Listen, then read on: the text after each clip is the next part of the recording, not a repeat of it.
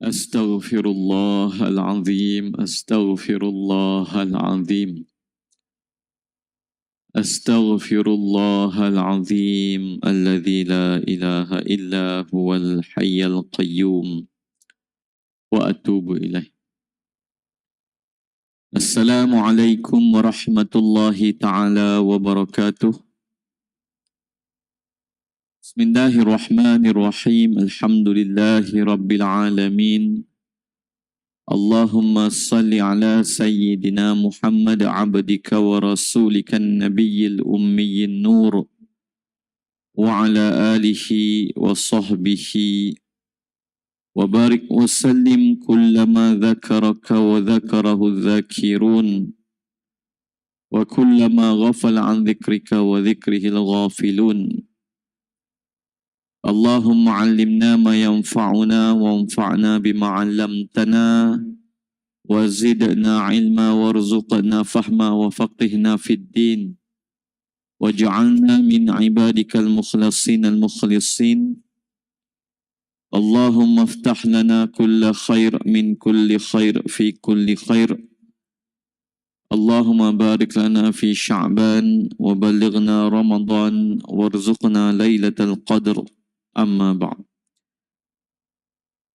Tuan-tuan yang dimuliakan oleh Allah Subhanahu wa taala. Assalamualaikum warahmatullahi wabarakatuh. Sebelum kita mulakan dan menyambung pengajian kita, marilah kita sama-sama membaca Ummul Kitab dan juga 10 ayat pertama daripada surah Al-Kahfi dengan niat semoga Allah Subhanahu wa taala sentiasa mengurniakan kita akidah yang benar, niat yang benar, ilmu yang benar, amal yang benar, adab yang benar, akhlak yang benar, taubat yang benar, cinta yang benar, guru yang benar, sahabat yang benar, serta jalan agama yang benar. Dan dengan niat semoga Allah Subhanahu wa taala sentiasa meletakkan kita di atas keafiatan yang berterusan dan pemeliharaan yang sempurna pada urusan agama kita, dunia kita, akhirat kita, tubuh badan kita dan segala kurniaan Allah Subhanahu wa taala kepada kita. Dan dengan niat semoga Allah Subhanahu wa taala mengurniakan kita sebaik-baik keadaan husnul khatimah. Moga-moga hari terbaik kita di atas muka bumi ini adalah hari kematian kita. Maka dapatlah kita pergi ke alam akhirat dengan penuh ketenangan, kebahagiaan dan kegembiraan. Al-Fatihah. A'udzu billahi minasyaitonir rajim. Bismillahirrahmanirrahim. Alhamdulillahi rabbil alamin. Ar-Rahmanir-Rahim. Maliki yaumiddin. إياك نعبد وإياك نستعين اهدنا الصراط المستقيم صراط الذين أنعمت عليهم غير المغضوب عليهم ولا الضالين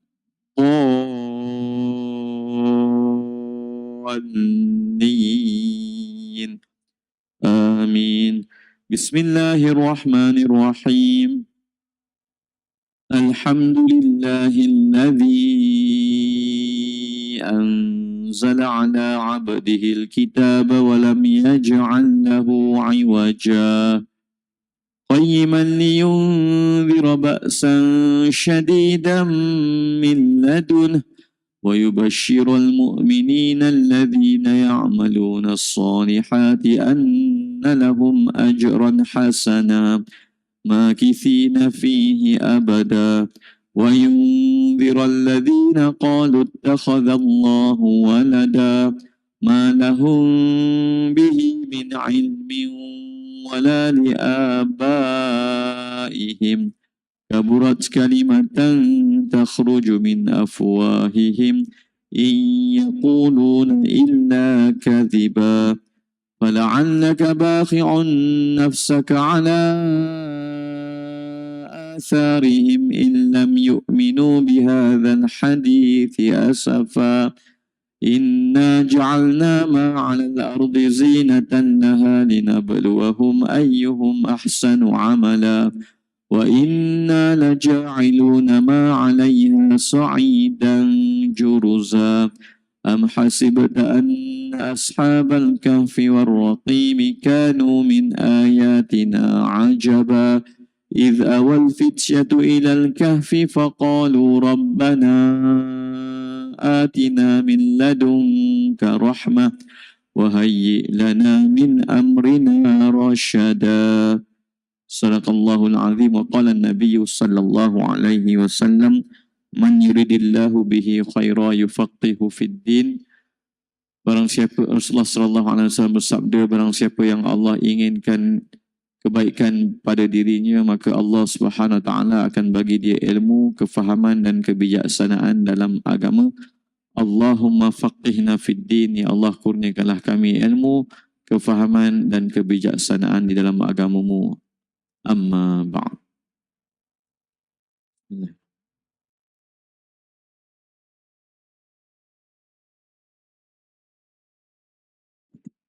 Baik.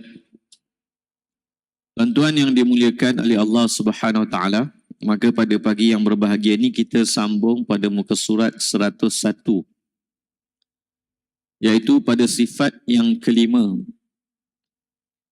dan termasuk lagi dalam sifat salbiyah, iaitu sifat yang menafikan kekurangan ataupun sifat yang menafikan sifat-sifat yang tidak layak bagi Allah. Jadi kita dah tengok bahawa sifat qidam menafikan Allah itu ada permulaan. Sifat baqa menafikan Allah itu ada kebinasaan atau pengakhiran. Sifat mukhalafatuhu lil hawadith adalah sifat yang menafikan Allah mempunyai keserupaan dengan makhluknya secara mutlak, tiada langsung sebarang kesamaan.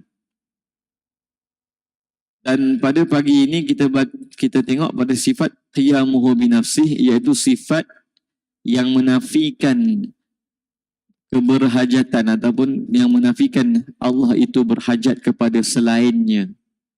Allah Maha Kaya, tidak langsung berhajat kepada mana-mana makhluknya. Itulah qiyamuhu binafsih. Dan kita dah lihat bahawa kenapa setengah golongan sangat anti kepada sifat 20 dan membida'ahkan sifat 20. Kerana dengan sifat 20 ini, maka akidah yang mereka bawa ke dalam masyarakat tertolak. Wahabilah golongan yang sangat anti kepada pengajian sifat 20. Kerana di awal-awal lagi dalam bahagian salbiyah, qidam baqa mukhalafatuhu lil hawadith qiyamuhu binafsih wahdaniyah, kesemua ini yang kita panggil akidah tanzih, akidah tasbih, akidah taqdis, iaitu yang menyucikan Allah daripada segala sifat-sifat makhluk, yang menyucikan Allah daripada segala sifat kekurangan.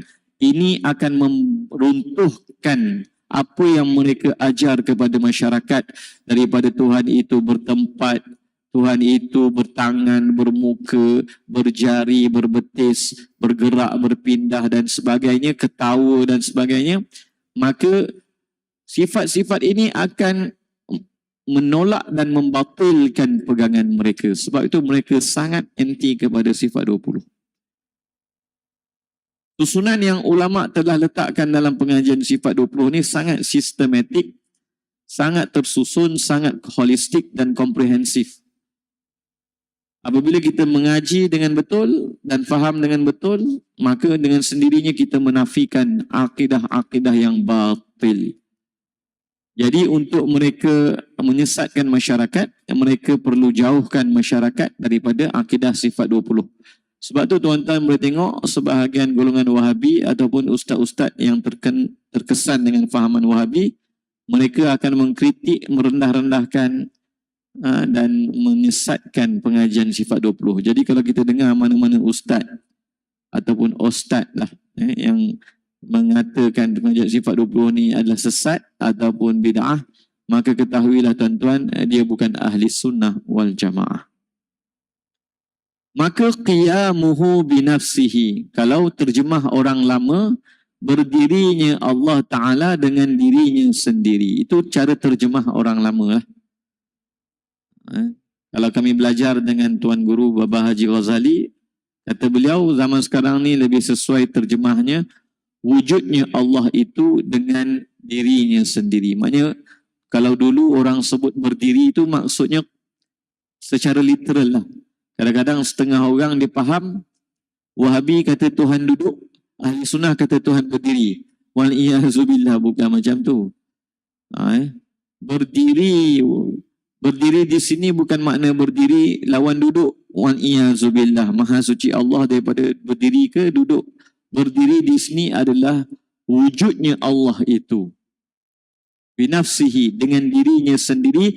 Allah tak berhajat pada yang lain. Allah tak berhajat pada arash. Allah tak berhajat pada tempat.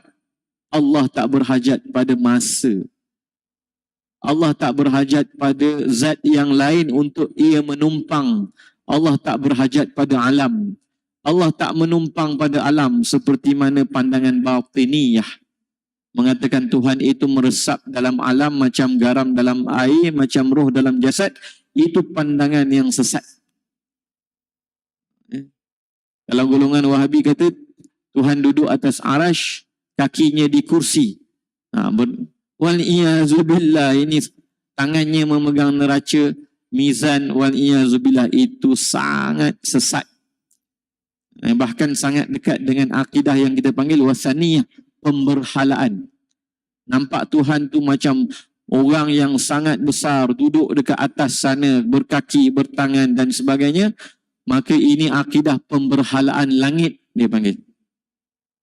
Hati-hati dengan akidah sebegini.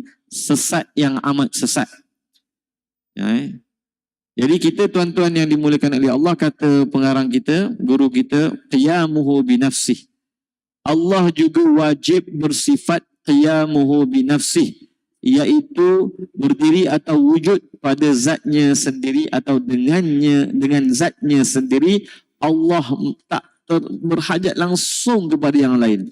Sebab tu ajarlah pada anak-anak kita tuan-tuan kaedah ini tuan-tuan. Allahu Rabbul Alamin, Allahu Ghaniyun 'anil Alamin. Allah itu Tuhan yang mencipta, yang mentadbir, memiliki segala alam, dan Allah Maha Kaya, tidak berhajat kepada sekalian alam. Mudah. Masa, alam. Tempat, alam. Arash, alam. Kursi, alam. Lauh, alam.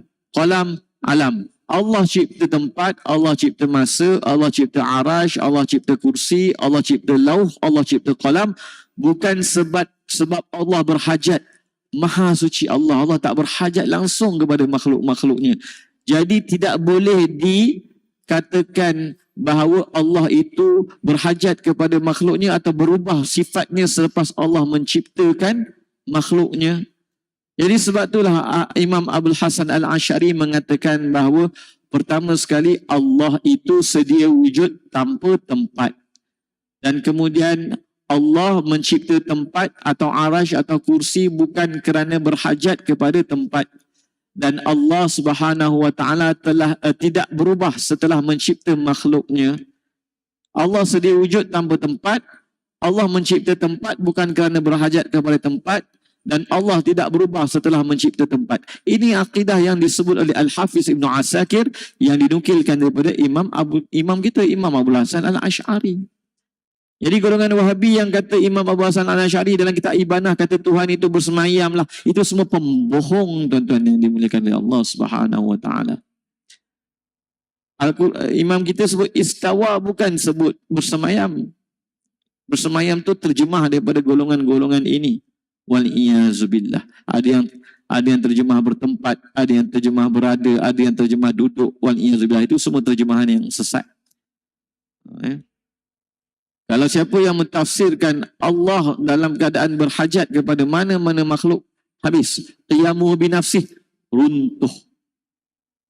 Sebab itu kita Allahu Ghaniyun 'anil Alamin. Dan erti Allah tidak butuh di sini berhajat lah. dan erti Allah tidak berhajat pada apa pun. Tak berhajat pada tempat, tak berhajat pada orang yang menentukannya. Kalau kita belajar dalam kitab-kitab seperti Matan Ummul Barahin, Allah tak berhajat kepada mahallin atau mukhassisin, dia panggil. Allah tak berhajat kepada sesuatu yang ia menumpang padanya, zat lain ke, tempat ke, Allah tak berhajat. Dan kewujudan Allah itu bukan disebabkan faktor lain. Bukan sebab berlakunya Big Bang Allah terwujud. Bukan kerana ada makhluk kena ada Allah. Bukan macam tu. Bukan hubungan illah, bukan hubungan tabiat antara makhluk dengan Allah. Bukan. Allah wujud dengan sendirinya. Zatnya itu wajibul wujud. Bukan daripada zero jadi satu. Allah itu telah pun wujud. Tak pernah dalam satu masa tak wujud, dan wujudnya itu dengan sendirinya. Inilah sifat kesempurnaan. Kalau wujudnya itu zaman dulu pernah tak ada, kemudian baru ada, itu bukan sifat yang sempurna. Itu bukan sifat yang sempurna. Ya? Oleh kerana itu mustahil Allah bersifat qiyamuhu bighairihi. Mustahil dari sudut akal, mustahil dari sudut syarak. Allah itu bersifat wujudnya berhajat kepada yang lainnya atau berdiri pada selainnya. Kalau ulama bincang mana mudah, cara mudahnya, kalau kita kata setengah orang dia kata Tuhan itu macam meresap dalam alam, macam warna hitam menyerap dalam apa kita panggil ni, kotak mikrofon ni. Ini akidah yang sesat, kufur. Kalau Tuhan itu menumpang seperti warna hitam ini menumpang pada kotak ini, berarti Tuhan berhajat pada tempat yang, pada benda yang lain. Ini akidah kufur. Begitu juga kalau Tuhan berhajat pada ruang dan tempat, itu juga akidah yang kufur. Wa'niyazubillah. Tapi akidah yang kufur ni yang tersebar sebahagiannya ni, diajar oleh sebahagian ustaz Wahabi. Bahkan bagi mereka siapa yang kata Tuhan tak bertempat, Tuhan tak wujud pula. Sebab tu muncul baru-baru ni dalam satu seminar mereka pun kata Tuhan kita ahli Asy'ariyah ni tak wujud. Bagi mereka kalau tak bertempat tak wujud. Ini tuan-tuan bukan saya goreng. Ajaran ittiba' sunnah dulu kat Kuala Pilah. Mereka ada keluarkan satu buku Akidah Salafus Soleh. Saya sendiri beli. Waktu tu dijual di stesen bas Kajang. Saya duk kaji tentang akidah. Saya nampak Akidah Salafus Soleh. Saya pun beli. Bila saya beli, saya baca-baca, oh ini pengarang ni daripada ajaran ittiba' sunnah yang diharamkan dulu di Negeri Sembilan. Lepas tu bila kita buka, dia kata siapa yang kata Tuhan tak bertempat, maka dia menafikan Tuhan itu wujud. Siapa nafikan Tuhan itu wujud, maka dia kafir. Kita yang mengatakan, yang menyucikan Allah daripada tempat, dia kata kita kafir. Sebab apa? Dia kata kalau kita kata Allah tak bertempat, bermakna kita kata Allah tak wujud. Bagi dia semua yang wujud tu bertempat. Baik, kita tanya soalan pada dia. Tempat tu makhluk ke bukan makhluk?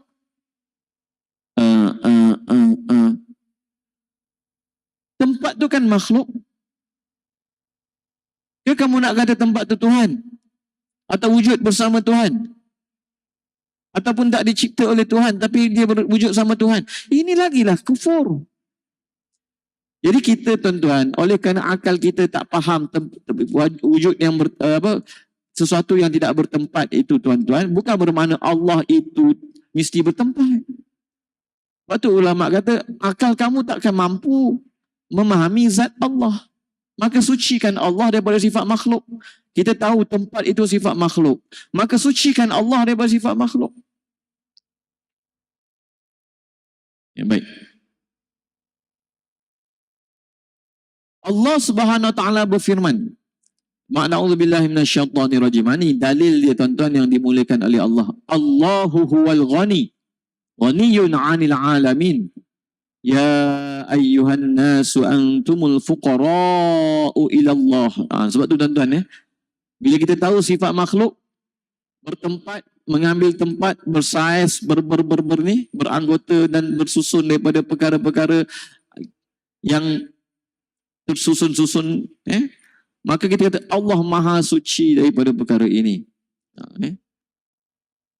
Allah Subhanahu Wa Taala berfirman surah Fatir ayat 15. Ya ayyuhan nas, wahai sekalian manusia, antumul fuqara'u ilallah. Kamu sebenarnya orang-orang yang fakir kepada Allah. Sebab tu tuan-tuan kita sebut al-faqiru ilallah. Nahnu al-faqir fuqara ilallah. Kenapa? Kerana Allah yang kata kita ni fakir kepada Allah. Maka bila Allah yang kata kita ni fakir kepada Allah, maka ulama mengambil adab al-faqiru ilallah, al-faqiru ilallah, al-faqiru ilallah. Wallahu huwal ghaniyyul hamid. Dan Allah lah, dialah semata-matanya yang maha kaya. Maha kaya apa? Maha tidak berhajat kepada sesiapa pun. Tak berhajat kepada anak untuk meneruskan kesinambungannya, tak berhajat kepada ibu bapa ataupun sesuatu yang menyebabkan kejadiannya, lam yalid wa lam yulad. Tak berhajat pada sesuatu apa pun yang kalau bab sini bab wujud lah, yang menentukan kewujudannya dan sebagainya. Al-Hamid dan maha terpuji. Dalam ayat di atas ditegaskan bahawa Allah maha kaya. Allah maha kaya. Dalam erti tidak berhajat kepada apapun sesiapa pun. Oleh kerana itu Allah tidak memerlukan tempat dan tidak memerlukan orang yang menentukan atau menciptakannya, yang di dalam istilahnya dipanggil mukhassis. Allah tak berhajat kepada tempat zat yang lain seperti menumpangnya hitam pada warna kotak ini, dan Allah tak berhajat kepada sesuatu yang lain untuk menyediakan kewujudannya, untuk menyebabkan kewujudannya. Maha suci Allah. Apa yang dimaksud dengan tidak berhajat pada tempat dan orang yang menentukan, tidak berhajat pada mahal dan orang yang menentukan? Para ulama membagi makhluk itu di jagat raya ini pada dua macam. Jadi istilah dalam ulama Asy'ariyah Maturidiyah mutakallimin, mereka menggunakan istilah zat dan sifat bagi Allah untuk makhluk jauhar, ataupun kita panggil ain dan arad, ataupun jauhar dan arad. Benda, ulama bahagikan kepada benda dan sifat benda, atau zat, atau ain, atau arad. Cuma kadang-kadang kita nak mudahkan juga pemahaman, kita kata istilah percakapan biasa zat dan ain juga. Tapi hakikatnya ulama ahli kalam menggunakan istilah jauhar dan arad. Jauhar dia punya, kita panggil ain barang. Arad sifat yang menumpang pada barang. Apa sifatnya? Berwarna, bersaiz, sejuk, panas. Itu sifat-sifat dia. Allah maha suci daripada sifat-sifat benda. Allah maha suci daripada sifat-sifat benda. Kalau kita berkata buku ini berwarna hijau dan panjang, maka buku adalah bendanya. Buku tu jauharnya. Buku tu adalah ainnya, bendanya. Sedangkan hijau dan panjang adalah sifatnya. Allah bukan benda, Allah bukan barang yang menumpang pada benda, sifat yang menumpang pada benda. Sebab macam kita sebut, sebahagian ahli falsafah berpandangan Allah itu menetap pada alam. Maksudnya, alam itulah tempat wujudnya Allah. Maha suci Allah daripada begini, tuan-tuan. Kita tidak pernah mampu menggambarkan sesuatu benda kecuali memiliki banyak sifat, ataupun dalam istilah lain dipanggil kaifiyat. Bila kita kata Allah maha suci daripada kaifiyat, apa maknanya? Allah maha suci daripada sifat-sifat benda. Golongan Mujassimah ataupun golongan Wahabi, dia kata Tuhan tu ada tangan. Dia kata Tuhan tu ada tangan, ada muka, ada kaki. Ada kaifiyat. Tetapi kita tak tahu kaifiatnya macam mana. Itu golongan Wahabi. Tak, kita kata kaifiat itu sifat-sifat benda. Maha suci Allah daripada sifat-sifat benda.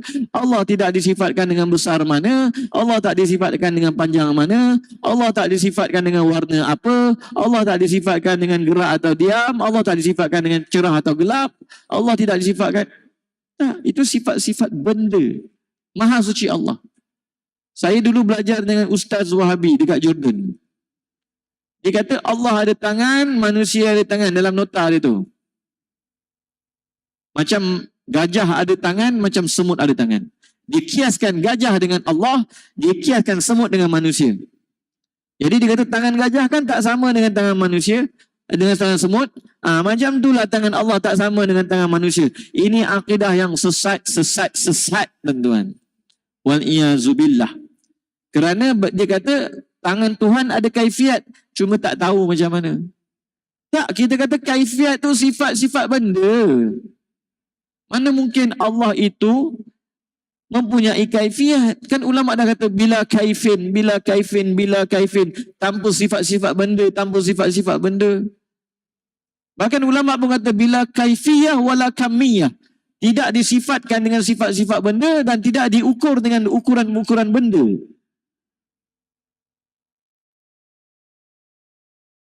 Allah itu maha suci daripada sifat-sifat benda, maha suci daripada ukuran-ukuran benda. Oh, dia kata bukan maha suci, tak tahu. La haula wala quwata illa billah. Bersifat tangan itu pun kamu dah membendakan Allah. Menjisimkan Allah. Seolah-olah Allah tu terhimpun daripada pelbagai anggota. Wal-iyazubillah. Lepas tu dia punya kaedah yang sangat mengaibkan. Dia kata apa yang sifat sempurna bagi manusia, sempurnalah bagi Allah. Wal-iyazubillah. Maafkan saya sebut tuan-tuan. Manusia kalau tak ada kemaluan, memang kurang ciptaannya. Takkan nak kiaskan wal-iyazubillah. Sejak bila pula dijadikan manusia punya fizikal ni, wal-iyazubillah, dijadikan kiasan bagi sifat Tuhan? Itu berhala yang dimuliakan oleh Allah Subhanahu Wa Taala. Maaf saya guna bahasa keras. Sebab ini fitnah yang sedang berlaku. Dan kalau tak mengaji sifat 20 dengan cara yang betul, memang wal-iyazubillah takut-takut mati dengan iktikad Tuhan itu benda. Tanpa sedar. Macam saya sebut tadi, golongan ittiba'us sunnah tu dalam kitab mereka akidah salafus soleh. Nama akidah salafus soleh. Tapi kalau Tuhan tak bertempat, kita pula akidah kita tu dia kata kita kata Allah tak wujud. Wal-iyazubillah. Kita kata bertempat tu kan sifat benda. Tak ada yang kata bertempat ni bukan sifat benda. Wal-iyazubillah. Kalau Allah bertempat, benda bertempat, yang paling hebat namanya tempat. Wal-iyazubillah. Bermasa ni sifat benda, bertempat ni sifat benda, berukuran ni sifat benda. Maha suci Allah. Allah macam mana? Kami tak tahu. Maha suci Allah. Jadi Allah tak disifatkan dengan sifat-sifat benda dan Allah tidak diukur dengan ukuran benda. Benda ni diukur pada panjangnya, pada beratnya, pada bilangannya. Dipanggil pada sukatannya. Mauzun, madru', mauzun, makil, madru', ma'dud. Benda tu dihitung pada timbangannya, pada sukatannya, pada bilangannya, pada panjang ukurannya. Maha suci Allah. Allah tak diukur dengan saiz, tak diukur dengan... Tak ada. Ya, baik. Garang sikit tuan-tuan. Memang kena garang pun buat akidah ni. Akidah jangan main-main tuan-tuan. Ya. Jangan main-main. Kita tak tahu mati bila. Alah ustaz, tak apalah. Saya nak dengar Ustaz Wahabi ni cakap. Tak apalah, kamu dengar sambil memandu kereta. Wahabi kata Tuhan bertangan, berkaki, bertempat. Kamu pun dah sepanjang hidup kamu selama 60 tahun, 70 tahun. Berakidah betul, tiba-tiba dengar Wahabi mengatakan, oh Tuhan tu bertangan, berkaki, bermuka, bertempat. Wal-iyazubillah tengah memandu, kamu pun iktikad, kemalangan dekat situ. Mati dengan akidah sesat. Lagi baru ni tuan-tuan saya bagi pembentangan dekat suatu buah masjid. Lepas pembentangan satu orang, Tuan Haji jumpa saya, Ustaz. Tak cukup masa nak bentang. Tapi saya nak beritahu, nak kongsi Ustaz. Ada beberapa kawan saya, 3 orang, 4 orang kawan saya yang dulu kerjasama dengan saya. Akhir-akhir ni berubah. Akidahnya berubah. Kerana mengikut seorang Wahabi daripada Kelantan tu kata. Saya kata begitulah. Sayanglah Ustaz. Dah duduk 70 tahun, 60 tahun. Pencen okey. Lepas pencen pula berubah dengan akidah sesat. Entah-entah waktu tu mati nanti lepas mengaji dengan Wahabi, keluar mati meninggal tuan-tuan. Aksiden ke, sakit jantung ke? Masa tu mati dengan akidah yang sesat. Hati-hati, sebab tu akidah jangan main-main. Kita tak tahu mati bila. Entah waktu i'tiqad sesat tu, datang malaikat maut pada kita pada waktu itu, mati dengan akidah sesat. Wal'iyazubillah. Kalau sesat yang memfasikkan tu satu. Kalau sesat yang mengkufurkan, tak kekal dalam neraka. Wal'iyazubillah. Wal'iyazubillah. Hati-hati tuan-tuan. Sebab tu akidah ni tidak diambil di jalanan. Bukan asal dengar radio dapat asal dapat apa kita panggil keratan ustaz-ustaz Wahabi, video-video pendek Tuhan begini, terus. Bukan macam tu. Akidah kena mengaji daripada kitab yang muktabar dengan disiplin yang muktabar dari guru yang faham. Haram orang yang tak faham akidah mengajar akidah. Haram. Kerana silap ajar jatuh sesat. Wal'iyazubillah. Baik. Bismillahirrahmanirrahim. Alhamdulillah. Kita tidak pernah mampu menggambarkan suatu benda kecuali memiliki banyak sifat benda. Seperti warna, panjang, kedalaman, bentuk, tempat, waktu dan lainnya. Itu semua sifat benda, tuan-tuan. Kita juga tidak dapat menggambarkan sifat benda kecuali menetap pada benda. Sifat benda tu menetap pada benda. Saya tak nak panjangkan perbahasan sifat ke hal. Kalau kat masjid kita tak panjangkan perbahasan itulah, tak perlu. Mudahkan sahaja. Kita juga tidak dapat menggambarkan sifat benda warna hitam ni kecuali dia menetap pada suatu perkara seperti kotak ini. Dan kita tidak bisa menggambarkan warna hijau kecuali apabila melekat pada benda yang berwarna hijau. Kita tidak mampu menggambarkan sifat panjang kecuali pada benda yang panjang.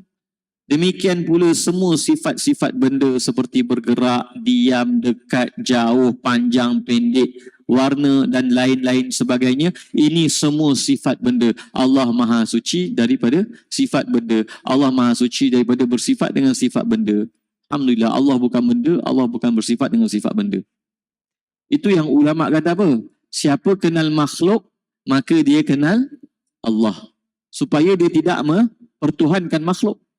Nanti wal'iyazubillah kalau orang sesat, macam kita sebut, kalau ada akidah sesat, nanti nak mati, nanti Iblis datang dalam rupa guru dia, dia buka langit, dia kata, tu yang kamu nampak bercahaya-cahaya tu, itulah Allah.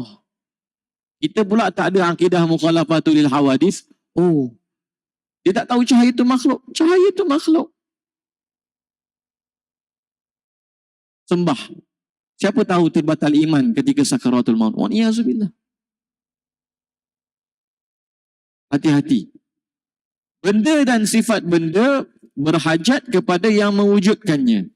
Kebendaan dan sifat-sifat benda tersebut semuanya mustahil terjadi pada Allah.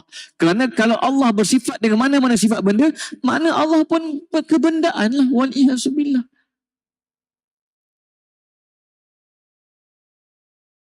Allah tidak berhajat pada sesuatu sebagai tempatnya. Seperti sifat benda yang memerlukan benda. Bagus. Kita punya tuan guru terjemah benda. Kalau terjemah jisim ke, terjemah ain ke, terjemah zat ke, mungkin orang tak faham sangat. Terjemah benda, faham. Mudah, bahasa yang mudah pada zaman ini. Allah juga tidak berhajat pada orang yang menciptakannya ataupun kepada pihak yang menciptakannya. Sebagaimana benda dan sifat benda yang berhajat kepada penciptanya. Jadi Allah Maha Kaya, Maha tidak berhajat. Mengapa demikian? Kerana Allah bersifat qidam, tidak ada permulaannya. Jadi kalau kita tengok sifat qidam, baqa', mukhalafatul lil hawadits, qiyamu bi nafsih, wahdaniyat ini tuan-tuan, ya Allah. Inilah asas untuk memahami kewujudan Allah. Siapa yang tak pegang 5 sifat ni, tuan-tuan tengok bila dia nak faham kewujudan Allah pasti jatuh sesat. Itu yang sampai ada Ustaz Wahabi dekat utara tu, dia kata Tuhan itu ada permulaan. Kerana apa? Allah kata huwal awal. Awal ni ada permulaan lah, dia kata. Innalillah. Kita kata awal di situ, awal mutlak, awal tanpa terikat dengan masa. Awal yang tidak ada permulaannya. Kalau dah ada permulaan, terikat dengan masa lah tuan-tuan. Waliyazubillah. Masa kan makhluk. Allah tidak disifatkan dengan sifat makhluk. Jadi siapa yang tak pegang qidam baqa' mukhalafatul hawadith qiyamu binafsih wadaniyat, tuan-tuan akan tengok apabila dia nak memahami akidah, memahami kewujudan Allah, habis. Dia akan faham dengan cara yang amat salah. Tuhan bertempat lah, Tuhan bertangan lah, Tuhan bermuka lah. Ada orang, ustaz, letak dekat Facebook. Muka dengan tangan kan sifat kesempurnaan Allah, sifat kesempurnaan manusia. Kenapa tak nisbahkan sifat kesempurnaan ini pada Allah? Inna lillah. Sebab tak ada akidah mukhalafatul hawadith. Sesat. Ini bukan orang main-main. Wahabi pure. Bahaya tuan-tuan yang dimaksudkan Allah. Minta maaf, saya memang tegas.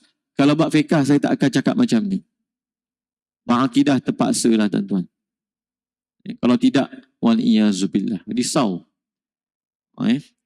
Sebab tu ambillah ilmu dengan belajar, berkitab, berguru. Dengan betul-betul berasaskan madhab muktabar yang kita semua dah tahu, seluruh alam dah tahu. Asy'ariyah majoriti ulama sepanjang zaman. Sedangkan benda dan sifat benda bersifat baru. Allah tidak berhajat pada benda dan sifat benda sebelum keberadaannya dan setelah keberadaannya. Maksudnya apa? Berada di sini bukan bertempat. Sebelum kewujudannya dan setelah kewujudan, setelah kewujudan tempat. Maaf, keberadaan tempat. Sebelum kewujudnya tempat dan setelah wujudnya tempat. Allah tak berhajat pada tempat. Sifat benda tidak boleh diberi sifat qudrat, sama', basar dan iradat. Sifat benda tidak diberi pada sifat qudrat, sama', basar dan iradat. Sedangkan Allah Maha Kuasa, Maha Mendengar, Maha Melihat, Maha Berkehendak, Maha Mengetahui, Maha Berfirman. Habis Ustaz, kalau manusia melihat, Allah melihat, itu ulama kata hanya sama dari sudut lafaz. Apabila Allah menciptakan manusia, maka Allah menzahirkan pada manusia ini sifat-sifat kesempurnaan yang asalnya, hakikatnya milik Allah. Mendengar, kudrat, iradat, ilmu, hayat, sama', basar, kalam ni, ini sifat yang Allah miliki sejak azali. Ia sifat-sifat Allah. Dan ketika Allah menciptakan manusia, maka Allah menzahirkan manusia ini sebagai makhluk yang paling sempurna. Allah menzahirkan sifat ilmunya. Allah menzahirkan sifat kudrat, kekuasaan. Tapi pada manusia dengan kadar makhluk. Dengan kadar makhluk. Jadi sifat kuasa hanya sepakat pada lafaz, bukan pada hakikatnya. Langsung tak sama. Kalau tidak, manusia tak akan mengenal apakah sifat-sifat kesempurnaan dan tak dinamakan manusia itu makhluk yang paling sempurna. Kenapa makhluk paling sempurna? Kerana zahir padanya, Allah menzahirkan padanya sifat ma'ani, qudrat, iradat, ilmu, hayat, sama', basar, kalam. Tuan-tuan boleh tengok, ada tak makhluk yang zahir padanya ketujuh-tujuh sifat ini? Tidak. Tapi sama ke dengan Allah? Tak. Ini hanya sama pada sudut lafaz. Hakikat langsung tak sama. Tiada sebarang kesamaan. Habis, salah ke nak bagi tangan kaki? Tak, tuan-tuan yang dimuliakan oleh Allah Subhanahu Wa Taala. Tidak ada nas yang mengatakan Allah bersifat dengan sifat benda. Habis yang disebutkan yad, wajah, istawa ke dan sebagainya, ulama kata semua lafaz-lafaz itu mempunyai pelbagai makna dalam bahasa Arab. Dan makna yang berbentuk sifat benda tak layak langsung bagi Allah. Kalau kamu tafsir lafaz-lafaz Al-Quran itu dengan sifat benda, habis. Sebab tu ulama kata dengan ayat-ayat mutasyabihat ini, Allah menzahirkan orang yang sesat.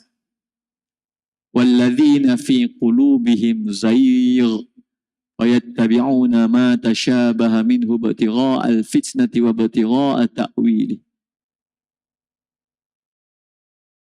Adapun orang-orang yang ada padanya penyakit zayg, cenderung kepada kesesatan, fayattabi'una ma tashabaha minhu ibtigha'al fitnah.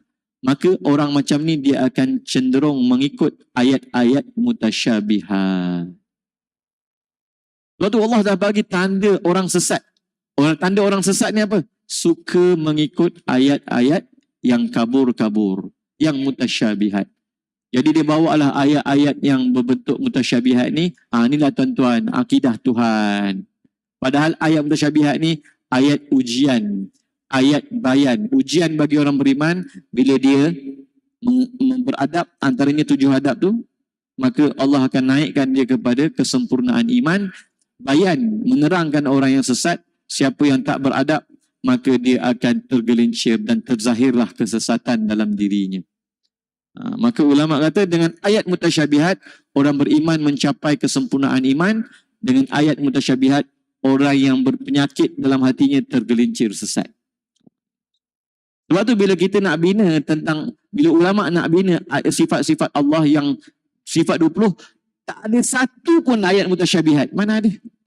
Semuanya ayat muhkamat. Sifat 20 ni semuanya ayat muhkamat. Ayat yang jelas, sejelas-jelas maknanya. Adapun yang tak jelas maknanya, maka diletakkan adab-adabnya. Ada kaedah-kaedahnya. Tetapi bila nak menetapkan sifat-sifat ketuhanan, mestilah berdasarkan ayat muhkamat semata-mata. Jadi golongan ni tak ambil ayat mutasyabihat, ambil ayat mutasyabihat, ambil ayat mutasyabihat. Bila dihimpun ayat mutasyabihat tu, bersemayam, duduk bertempat, bermuka, bertangan, berkaki, berjari, berbetis, berusuk, berketawa, bergerak, berpindah, turun, naik. Dah macam orang lah tuan-tuan. Dah macam orang. Sebab tu ulama kata ayat mutasyabihat yang terpisah tidak dihimpunkan, yang terhimpun tidak dipisahkan. Itu antara adab dalam ayat mutasyabihat. Golongan Wahabi dihimpunkan ayat mutasyabihat. Kalau himpun memang macam orang. Memang macam orang. Allah bicarakan ayat-ayat ini pada tempat-tempatnya kerana pada tempat-tempatnya itu ada makna zauqiyah, balaghiyahnya yang sesuai dengan ayat-ayat ni. Maka ulama kata yang terpisah dalam Al-Quran itu jangan dihimpunkan. Daripada ayat mutasyabihat, Wahabi himpunkan. Bersemayam, bermuka, bertangan, berbetis, berkaki, turun, habis betul-betul. Habis hancur. Dah macam orang. Sebab tu kalau kita kata, Ustaz, dia pun pakai ayat mutasyabihat. Ya, dia pakai ayat mutasyabihat, tapi dia melanggar adab-adabnya. Dia melanggar. Ulama tak bagi. Tak ada seorang sahabat Rasulullah pun yang menghimpunkan ayat mutasyabihat jadi satu. Ulama kata apabila golongan-golongan mujassimah datang menghimpunkan ia sehingga jadi satu berupa orang, maka imam seperti Imam Baihaqi datang mengarang kitab, menghimpunkannya untuk menerangkan. Bukan itu makna yang dikehendaki. Ada makna-maknanya yang disebut oleh para ulama. Jadi golongan ni pakai ayat mutasyabihat Al-Quran. Dia pakai Al-Quran, ya. Dia pakai Al-Quran, dia pakai mutasyabihat dan mereka langgar adab-adab ayat mutasyabihat. Sebab itulah orang awam tak faham. Orang awam kata, Wahabi pun guna dalil. Wahabi pun pakai ayat Quran, pakai hadis. Dia pakai syubhat, dia langgar adab. Tuan-tuan, dia pakai syubhat dalil dan dia langgar adab pada ayat-ayat mutasyabihat. Itu ayat ujian. Kamu yang berpenyakit dengan hati, kamu akan tergelincir. Ulama dah letak. Sebab tu tuan-tuan yang dimuliakan oleh Allah. Ini saya nak pesan dan pesan sepesan-pesannya. Ketahuilah bahawa perbahasan akidah ini telah pun disempurnakan oleh ulama kita. Segala syubhat-syubhat yang timbul oleh golongan Wahabi ini tuan-tuan, kalau tuan-tuan rasa tak boleh jawab pun jangan risau. Sangka baik dengan para ulama. Para ulama pasti ada jawapannya. Cuma kita belajar tak belajar, kita pernah diterangkan ke tidak diterangkan, itu sahaja. Ulama kita dah bahas habis dah. Tak ada apa dah tinggal. Sebenarnya semua syubhat-syubhat ni bukan syubhat baru. Mereka ambil daripada kalam-kalam Ibn Taymiyah juga. Mereka ambil kalam-kalam daripada golongan-golongan sesat terdahulu juga. Jadi semua dah dijawab. Dah selesai pun. Cuma bila kita masih lagi tak bersangka baik, saya sebut, bahawa ulama kita itu sebenarnya jauh lebih tahu daripada kita. Pelik pula. Seolah-olah orang zaman sekarang ni baru jumpa ayat Ar-Rahmanu 'alal 'arsy istawa. Ulama dulu dah jumpa dah. Ayat ni lama dah. Sehingga kan, ulama Asy'ariyah tak betul. Ni ada dalil Tuhan bertempat. Dalilnya Ar-Rahmanu 'alal 'arsy istawa. La ilaha illallah. Itu kan ayat Quran. Ayat Quran ni ulama yang jumpa dulu daripada kita. Dan mereka lebih dah bahaskan terlebih dahulu. Bukan mereka baru nak jumpa kamu, baru nak bertaubat, baru jalan sikit-sikit, baru belajar satu ayat dah kata ulama tak berpegang dengan dalil. Itu kan ayat Al-Quran. Sebab tu tuan-tuan saya sebut, sangka baiklah, banyakkan sangka baik pada para ulama. Ulama kita, mereka dah bahas. Cuma kadang-kadang syubhat yang datang kita tak mampu nak jawab, bukan sebab tak ada jawapannya, sebab kejahilan kita. InsyaAllah sikit-sikit, kalau kita belajar, Allah akan buka jawapannya. Baik. Penjelasan di atas menghantarkan kepada kesimpulan tentang kesesatan mereka yang menyifatkan Allah dengan sifat-sifat makhluknya dan menggambarkannya menempati ataupun mengambil tempat sebahagian makhluknya seperti matahari, bulan, manusia dan lain-lain. Kerana itu Islam agama tanzih, agama menyucikan Allah daripada menyerupai makhluknya secara mutlak. Demikian ini sebagaimana yang digambarkan dalam firman-Nya. Saya habiskan baca tuan-tuan sebab tak apa. Kita baca habis hadis ni. Antara dalil juga Islam ini agama tanzih. Allah SWT menyebut dalam firman-Nya, Subhana rabbik, maha suci Tuhanmu, Rabbil izzati amma yasifun, maha suci Tuhanmu yang mempunyai keperkasaan dari apa yang mereka katakan. Ayat di atas menegaskan bahawa Allah maha suci dari sifat-sifat yang mereka katakan dan yang menjadikannya serupa dengan makhluknya. Maha suci Allah daripada tanggapan orang-orang yang menganggap tentang sifat-sifatnya itu menyerupai makhluk-makhluknya. InsyaAllah ada satu perenggan lagi. Saya akan sambung lagi pada masa akan datang insyaAllah. Saya mohon maaf, saya pun kena minta diri. Pukul 9 perlu ada di Seremban. InsyaAllah pada masa akan datang kita akan sambung pada wahdaniyat. Dan juga kita sedikit menerangkan tentang kaitan qidam baqa' mukhalafatu lil hawadith qiyamu binafsihi wa daniyat insya-Allah. Jadi insya-Allah tuan-tuan dimuliakan oleh Allah SWT, kewujudan Allah kalau tak difahami dengan sifat salbiyah, qidam baqa' mukhalafatu lil hawadith qiyamu binafsihi wa daniyat, pasti akan membawa kepada kesesatan wal iyazubillah. Maka bila ulama kita dah letak sifat-sifat ini supaya kita tak tergelincir. Dan semua sifat ni dalilnya ada terlalu banyak tuan-tuan yang dimuliakan oleh Allah Subhanahu wa taala. Maka dengan itu kita tangguhkan majlis kita pada pagi yang berbahagia ini dengan tasbih kafarah dan suratul As. Subhanallah wa bihamdih, subhanakallahumma wa bihamdika asyhadu an la ilaha illa anta astaghfiruka wa atubu ilaik. Bismillahirrahmanirrahim. Wal 'asri innal insana lafi khusr إلا الذين آمنوا وعملوا الصالحات وتواصوا بالحق وتواصوا بالصبر. السلام عليكم ورحمة الله تعالى وبركاته.